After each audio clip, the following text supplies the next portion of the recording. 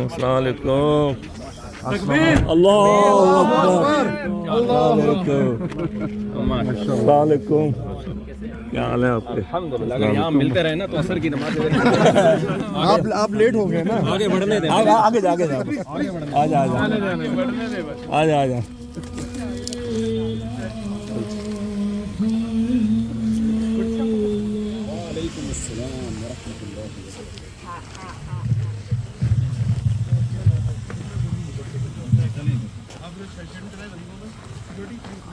السلام علیکم ورحمۃ اللہ وبرکاتہ. وعلیکم السلام.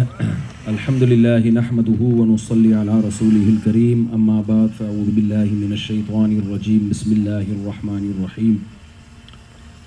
یا ایہا الذین آمنوا ادخلوا فی السلم کافۃ ولا تتبعوا خطوات الشیطان انہ لکم عدو مبین. وقال تعالی ان تجتنبوا کبائر ما تنہون عنہ نکفر عنکم سیئاتکم. وقت چونکہ کم ہے میں آدھا گھنٹہ بیان کروں گا انشاءاللہ 30 منٹ. تو اور جب میں 30 منٹ یا آدھا گھنٹہ بیان کرتا ہوں تو وہ صحیح بیان ہوتا ہے اکثر, کیونکہ ٹو دا پوائنٹ بات کہنی پڑتی ہے. درمیان میں دائیں بائیں بہت ساری چیزوں کو اسکپ کرنا پڑتا ہے. بس چھوڑ دیں اس کو ختم لکھتے ابھی تو اور ہوا بھی روک رہے.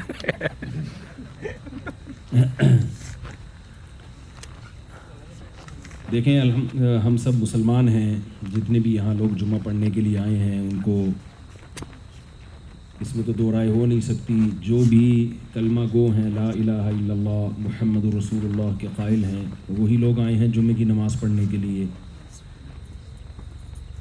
3 طرح کے طبقات ہیں, کچھ تو بالکل غیر مسلم ہیں, ان میں اگر بیان ہو تو وہ تو بالکل ہی الگ ہوگا, ان کو تو ہم اسلام کی حقانیت سمجھائیں گے. لیکن جو مسلم ہیں ان میں بھی اب 2 طرح کے مسلم پیدا ہو گئے ہیں, یعنی پیدا تو نہیں ہوئے بن گئے ہیں.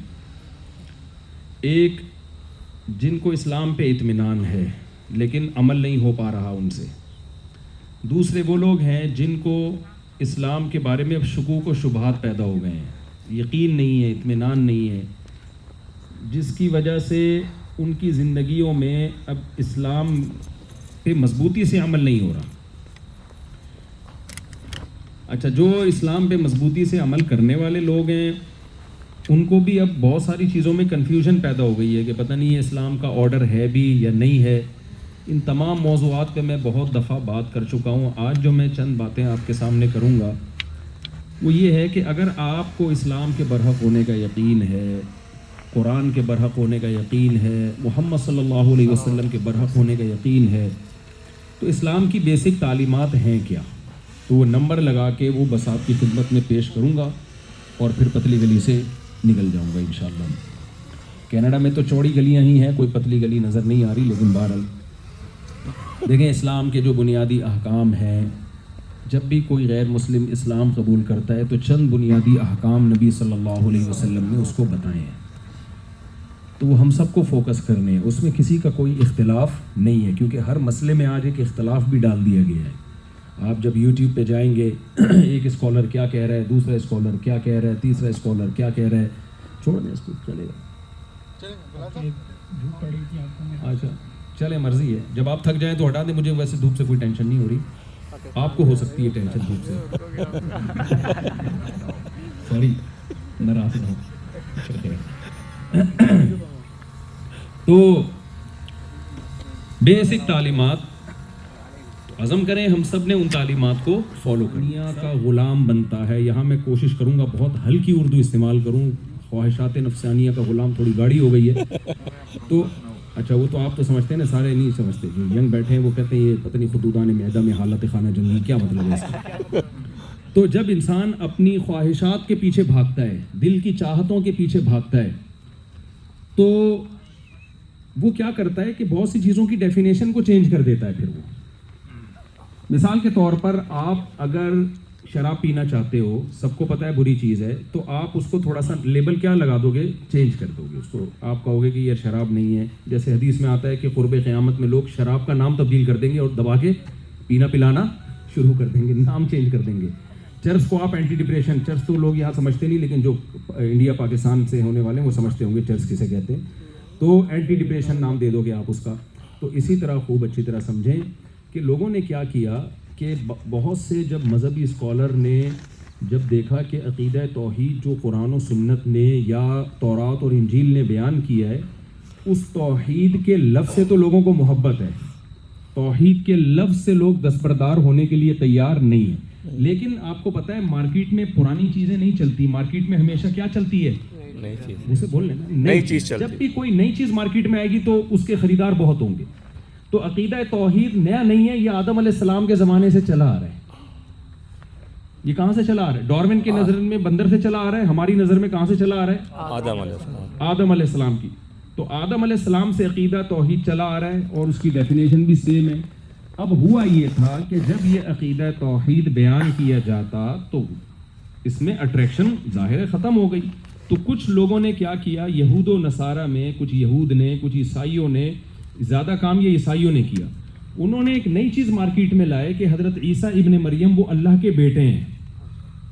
تو ظاہر ہے ایک نئی چیز جب مارکیٹ میں آئے گی تو لوگوں کے کان کھڑے ہوں گے نا. تو لوگ سارے ادھر آنا شروع ہو گئے. پھر انہوں نے اس پہ کتابیں لکھی اور وہ ایک پورا عیسائیوں کا فرقہ بن گیا. بھائی یہ تو توحید کے خلاف ہے. انہوں نے کہا نہیں بھی توحید میں یہ کہاں ہے کہ کوئی اللہ کا کوئی بیٹا ہے یا نہیں، خدا تین بھی ہیں ایک بھی ہے. بہرحال وہ جو انہوں نے پوری کتابیں لکھی، کتابوں کی کتابیں سیاہ کر دی اور تثلیث کا جو عقیدہ ہے یہ عیسائیت کا حصہ بن گیا. تو نبی صلی اللہ علیہ وسلم نے فرمایا یہود و نصارہ نے جس ٹریک پہ یہود و نصارہ چلے ہیں نا، میری امت بھی اس ٹریک پہ چلے گی. صحیح حدیث ہے یہ. فرمایا یہاں تک کہ ان میں سے کوئی اگر کسی گوہ کے بل میں گھسائے تو یہ امت بھی ان کی اتباع میں گوہ کے بل میں گھسے گی. یہ مثال دی ہے کہ انسان کسی بل میں رہ سکتا ہے؟ بولے نا بھائی، بجلی کے بلوں میں رہ رہے ہیں، ہمارا حوصلہ ہے. لیکن بل جو سانپ بناتا ہے بل، کوئی انسان گھس سکتا ہے اس میں؟ لیکن آپ صلی اللہ علیہ وسلم نے فرمایا پچھلی امتیں نے اگر کوئی الٹا کام کیا نا تو تم بھی کرو گے. لیکن اس امت میں ایک نبی صلی اللہ علیہ وسلم نے خوشخبری سنا دی کہ پچھلی امتیں پوری گمراہ ہوئی ہیں، میری امت لا تجتمع علی ضلالہ، پوری امت کبھی بھی گمراہی پہ جمع نہیں ہوگی. تو کچھ لوگ غلط ہوں گے تو صحیح لوگ بھی ہمیشہ رہیں گے. تو یہود و نصارہ میں کچھ گڑبڑیں ہوئیں، لیکن وہی گڑبڑیں ہماری امت میں، اس امت مسلمہ میں بھی پیدا ہوئیں، مگر ان گڑبڑوں کے خلاف رد کرنے والے بھی کہاں پیدا ہوئے؟ اسی امت میں. تو وہ گڑبڑیں کیا پیدا ہوئی ہیں؟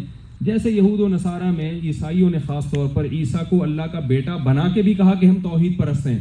ایسے ہی میرے بھائی مسلمانوں میں بہت سے لوگ ایسے پیدا ہوئے جنہوں نے معبود کا مفہوم ہی لوگوں کے دلوں میں غلط بٹھا دیا اور کہا کہ وہ شرک کرنے کے باوجود کہا کہ ہم ایک خدا کو مانتے ہیں. وہ کیسے گڑبڑ ہوئی ہے؟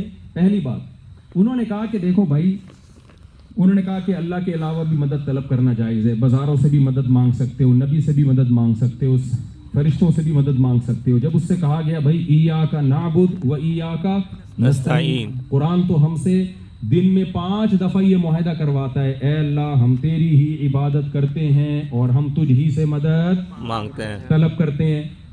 تو پھر آپ کسی اور سے مدد کیوں مانگ رہے ہو؟ کیوں کہہ رہے یا علی مدد، یا رسول اللہ مدد، یا غوث آدم مدد، اور مزاروں پہ جا کے سجدے کر کے قبروں کو کیوں پکار رہے ہو آپ؟ تو انہوں نے کہا بھائی ہم خدا کو تو ایک ہی مانتے ہیں. اللہ کتنے؟ دیر از نو گاڈ ایکسپٹ اللہ. ہم کب کہہ رہے ہیں کہ یہ معبود ہیں، یہ خدا ہیں؟ ہم کب ان کی عبادت کر رہے ہیں؟ تو ان سے کہا جاتا ہے بھائی دعا مانگنا بھی تو ایک عبادت ہی ہے. انہوں نے کہا کس نے کہا؟ کون سی ڈکشنری میں لکھا ہے کہ دعا مانگنا عبادت ہے؟ ہم نے کہا بھائی قرآن کہتا ہے وَمَن يَدْعُ مَعَ اللَّهِ إِلَٰهًا آخر، جو اللہ کے علاوہ کسی اور کو پکارے گا اس کا انجام اچھا نہیں ہے. ایاک نعبد و ایاک نستعین، ہم تجھ ہی سے مدد طلب کرتے ہیں. تو یہ تو قرآن بار بار کہہ رہے بھائی عبادت اور مدد کس سے ہوگی؟ بھائی حدیث میں آتا ہے الدعاء مخ العبادہ، دعا تو عبادت کا جزو اعظم ہے. ونؤمن به ونتوکل علیہ ونعوذ باللہ من شرور انفسنا ومن سیئات اعمالنا من يهده الله فلا مضل له ومن يضلله فلا هادي له ونشهد ان لا اله الا الله وحده لا شريك له ونشهد ان سيدنا وحبيبنا وشفيعنا وسندنا محمدا عبده ورسوله صلی اللہ تعالی علیہ وعلى آلہ واصحابہ وبارک وسلم تسلیما کثیرا کثیرا. اما بعد فاعوذ باللہ من الشیطان الرجیم. بسم اللہ الرحمن الرحیم. قل هو اللہ احد اللہ الصمد لم يلد ولم يولد ولم يكن له كفوا احد.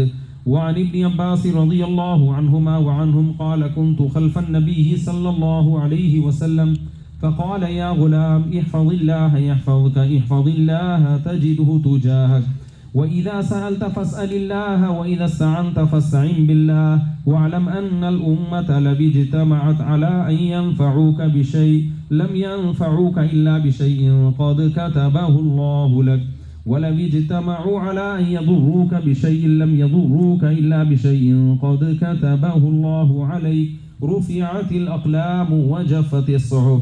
اللهم اهدنا فيمن هديت وعافنا فيمن عافيت وتولنا فيمن توليت وبارك لنا فيما أعطيت وقنا شر ما قضيت فإنك تقضي ولا يقضى عليك إنه لا يذل من واليت ولا يعز من عاديت تباركت ربنا وتعاليت. نستغفرك اللهم من جميع الذنوب والخطايا ونتوب إليك.